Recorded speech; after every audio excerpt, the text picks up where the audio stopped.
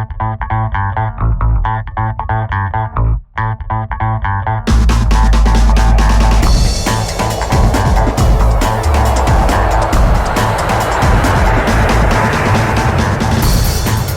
folks, it's Bradley J and I'm in Hart's location, New Hampshire at Arethusa Falls, at least the trail head, and I'm hoping to get to the falls. Usually I go to Lonesome Lake, but today I need an easier hike, a shorter hike. I got a late start and we're going to experiment with the GoPro.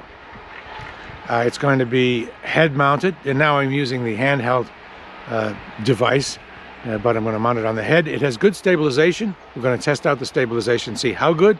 And we're going to shoot in 4K for the first time, which is significant because it's a large file and it may be harder to work with. We'll see. I've never worked with 4K before. We're going to experiment. So I hope you enjoy this hike. I hope the falls are watery and not frozen, but I don't really care. I don't know how long it'll take. I'm wearing my snowshoes, which you'll see, along with the leg gaiters. Probably don't need the leg gaiters, but if you need them and you don't have them, then that's a bummer. I went with the snowshoes rather than the micro spikes. Micro spikes were recommended, but I figured I wanted to use the snowshoes because you never know. So here we go. Hope you enjoy this hike, and if you want to see some other stuff, travel videos, etc., why don't you subscribe to my YouTube channel? It's Bradley J YouTube channel, and ring the bell to get notifications of new posts. Let's go. So far, this is a lot easier than the Lonesome Lake Trail. The Lonesome Lake Trail is 1.9 miles, and they call it moderate, but it's pretty darn hard. This so far is pretty easy, but it's still sufficient to get me huffing and puffing and get my heart rate up. Hey, well, there it is, Arethusa Falls. I was here in the summer, and the water was cascading. Didn't know what it would look like now, but it's pretty spectacular. It's like a waterfall frozen. As a matter of fact, it is a waterfall frozen. I'm not sure how long it took me to get up here. It took longer than I expected. They say it's 1.4 miles, but man, it's a pretty long 1.4 miles. So when I was a kid, loved the flying saucer better than the sled. And as I hike these White Mountains, I often think, wouldn't it be wild to have a flying saucer and go down this trail? Then I thought, man, that must be a stupid idea because no one's doing it. It turns out someone is doing it. At least two people are doing it, and here they are here. So guys, what's your names? I'm Rob. I'm Jeff. Rob and Jeff. And you have basically the flying saucers we had as a kid, only probably a lot more fancy and a lot more expensive. But how do you use them? Jeff owns them. He has 4 of them. They come from LL Bean, and they actually have inflatable rubber tubes that go with them. But you take those out so that they move better on the trail and they contour to the trail better as you're sliding. And I'll let Jeff tell you about our history of doing this. All right, tell me about the history of doing it. So I was hiking Willard, and I noticed one year I was looking, and about January, the snowshoers had made these gorgeous banks, and I'm noticing the scenery and how it's dropping and curving around trees next to rivers, and I'm like, this would be a beautiful snow tube trail. So I ended up trying the regular tubes.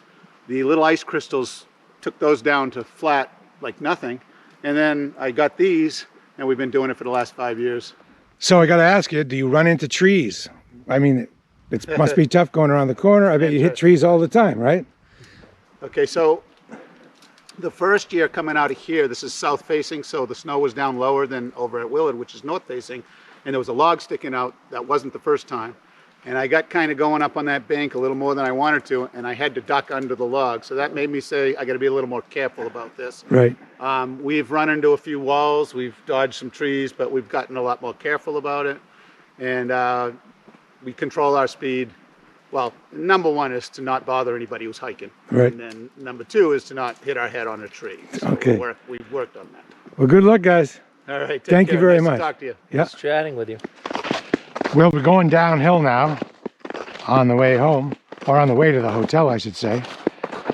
Downhill is kind of better than going uphill, but not totally. For one thing, usually when you're going downhill, you're tireder, you're more tired, and your legs are wobbly, and you could make a mistake. Thing number 2, downhill is worse for your knees. That's why these poles are so key. It's one of the reasons they're so key. Do you remember when you were a kid and you ate snow? People said, don't eat snow because it has radiation in it. Did people tell you that? Is that true? Like maybe it has a tiny bit or something? Does anybody know what kind of radiation it is and how much there is? I wonder if it's just one of those things people tell you so you don't eat snow. And I just happen to have the camera rolling when look who goes whizzing by.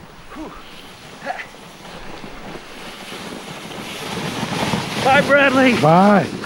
Sweet. Faster, faster, faster. That's how you pack a trail. Till next time, travel lightly.